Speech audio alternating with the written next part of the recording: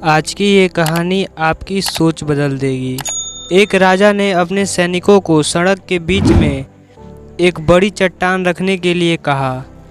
चट्टान को बीच सड़क में रखवाकर राजा ने अपने सैनिकों से छुपकर उस चट्टान पर नज़र रखने के लिए कहा कि देखना उस चट्टान को रास्ते से कौन हटाता है।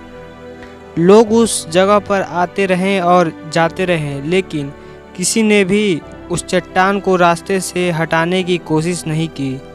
उस चट्टान के पास से लोगों के गुजरने वाले में राजा के कुछ करीबी लोग और शहर के बड़े व्यापारी भी शामिल थे, और उनमें से कुछ लोग तो राजा को ही कोसने लगते हैं।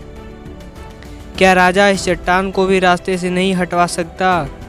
लेकिन किसी ने भी उस चट्टान को रास्ते से हटाने का प्रयास नहीं किया। ऐसी काफ़ी दिनों तक चलता रहा। एक दिन एक किसान अपनी सब्जियों के साथ उधर से गुजर रहा था। उसने चट्टान को रास्ते में पड़े देखा और सोचा कि सबसे इस चट्टान की वजह से कितनी तकलीफ हो रही है। उसने अपनी मजबूत लाठी से उस चट्टान को एक तरफ ढकेलने की कोशिश शुरू कर दी। काफ़ी कोशिश के बाद वह चट्टान उस सड़क से हटाने में कामयाब हो गया।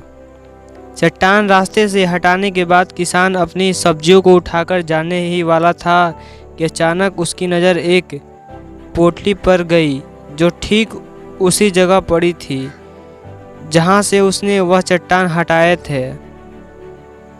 उसने उस पोटली को खोलकर देखा तो उसमें हीरा, कई सिक्के और उन सिक्कों के साथ राजा का एक संदेश भी था, जिसमें लिखा था कि ये सोने के सिक्के उसके लिए हैं जो इस चट्टान को रास्ते से हटाएगा।